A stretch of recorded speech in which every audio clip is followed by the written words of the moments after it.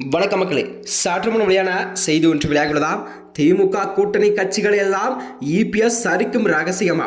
வாங்க வீடியோவை முழுமையாக காணலாம். அதாவது தமிழக காங்கிரஸ் தலைவர் செல்வ பெருந்தகையை அதிமுகவின் பொதுச்செயலாளர் பழனிசாமி தனிப்பட்ட முறையில் தாக்கி பேசியதாக விவகாரமெல்லாம் காங்கிரஸ் வட்டாரத்தில் காட்டத்தை கிளப்பும் நிலையில்தான் திமுகவை விட்டுவிட்டு அதன் கூட்டணி கட்சிகளை பழனிசாமி வம்பிழுத்து பேசுவதாக சர்ச்சையெல்லாம் அரசியல் வட்டாரத்தில் பேசப்பட்டு வருகிறதா. அது மட்டுமின்றி அதிமுக பாஜகவின் உடன்படிக்கை ஏற்பட்டுவதற்கு முன்பே திமுக கூட்டணியில் இருக்கும் சில கட்சிகள் எல்லாம் அந்த பக்கம் கண்டிப்பாக அணி மாறிவிடலாம் என்ற சபலமும் லேசுபுசாக இருந்ததாம். அதனால்தான் அந்த கட்சிகளுக்கு அதிமுகவை அட்டாக் செய்யவில்லை, அதிமுகவில் அது சில கட்சிகளை மட்டுமே போற்றி பாடியுள்ளதாம். இந்த நிலையில் தான் அனைவரும் சந்தேகப்படுவது போலவே மீண்டும் அதிமுக பாஜக உறவு மலர்ந்தது.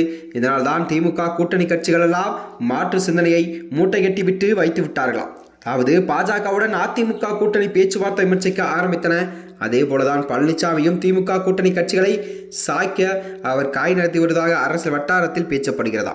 முதலில் விசிகாவை வம்பிழுத்து பழனிசாமியே விசிகாவை தமிழக அதாவது திமுக விழுங்கிவிடும் என்றார். அதற்கு எளிய மக்களின் கட்சியான விசிகாவை யாராலும் வீழ்த்த முடியாது என்றும் விழுங்கவும் முடியாது என்றும் பதிலளி கொடுத்துள்ளார் திருமாவளவன். அடுத்தோ காம்ரேடுகளை கலாய்த்த பழனிசாமி இந்த தேர்தலோடு கம்யூனிஸ்ட் கட்சிகள் காணாமல் போய்விடும் என்றாராம். இதற்கு பதில் சொன்ன சிபிஎம் மாநில செயலாளர் பி சண்முகம் அவர்கள் காணாமல் போவது கம்யூனிஸ்டா இல்ல அதிமுக என்பதை கண்டிப்பாக பொறுத்திருந்த 2026 சட்டமன்ற தேர்தல்கள் கண்டிப்பாக மக்கள் அதற்கு முடிவு சொல்வார்கள் என்ற நிலையில் தான் அவர் பேச்சுக்கள் இருந்ததா. அடுத்ததாக இப்பொழுது காங்கிரசும் அட்டாக்கில் நிற்கிறார் பழனிசாமி. அதாவது ஆளும் கூட்டணியை கண்டிப்பாக விமர்சிப்பதுதான் எதிர்க்கட்சியின் வேலையை என்றாலும் பழனிசாமி விமர்சனங்களுக்கு பின்னால் என்ன சொன்னாலும் அந்த கூட்டணி அப்படியே தான் இருக்கிறது என்ற ஆதங்கமே மேலோங்கி இருப்பதாக சொல்லப்படும் அரசியல் நோக்கர்கள். அதாவது மிகப்பெரிய ஒரு கட்சியை வழிநடத்தும் தலைவருக்கு ஒரு தனி மனித தாக்குதல் நடத்தும் அளவுக்கு வன்மம் தேவையில்லை என்பதை இதை சுட்டி காட்டுகிறதா. அது மட்டுமின்றி பாஜகவுடனான அதிமுக கூட்டணியைச் சேர்ந்த திமுகவுக்கு கோபம், அதேபோல் திமுக கூட்டணியை கட்டுக்கோப்பாக இருப்பதா அதிமுகவுக்கு கோபமா?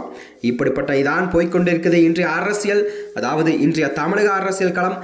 இதில் தாங்கள் அதிமுகவுடன் இருப்பதால் திமுக கூட்டணி இருக்கும் எதிர்க்கட்சி அதிமுக அணிக்கு வராது என்று தெரிந்தும் கூட பாஜக தலைவர்கள் எல்லாம் திமுகவின் தோழமை கட்சிகளை துவைத்து தொடங்கிவிட்டு கொண்டிருக்கிறார்கள். அதுவும் தமிழிசை சவுந்தரராஜன் திருமாவளவனை துணை முதல்வராக்க வேண்டும் என்றும் அக்கறை காட்டியுள்ளார். ஆகவே இவர்கள் எல்லாம் இயக்கமும் எதிர்பார்ப்பும் கண்டிப்பாக திமுக கூட்டணியை எப்படியாவது நாம் சிதைத்துவிட வேண்டும். அப்படி சிதைத்தால் மட்டுமே வருகின்ற 2026 சட்டமன்ற தேர்தலில் கண்டிப்பாக நம்மளுடைய ஆட்சி என்ற நிலையில் தான் இதை பார்க்கப்படுகிறதா. ஆனால் திமுக இருக்கும் கூட்டணியோ கொஞ்சம் கூட இதற்கு செவி சாய்க்கவில்லை என்றே செய்திகள் வெளிவந்தன. அது மட்டுமின்றி பாஜகவுடன் மீண்டும் கூட்டணி சேர்ந்து இன்னொரு மிகப்பெரிய கட்சியை கண்டிப்பாக அதிமுக கூட்டணி இணையப் போகிறதா. மேலும் இது போன்ற வீடியோக்களை தெரிந்து கொள்ள நமது சேனலை மறக்காமல் சப்ஸ்கிரைப் செய்து கொள்ளும். நன்றி, வணக்கம்.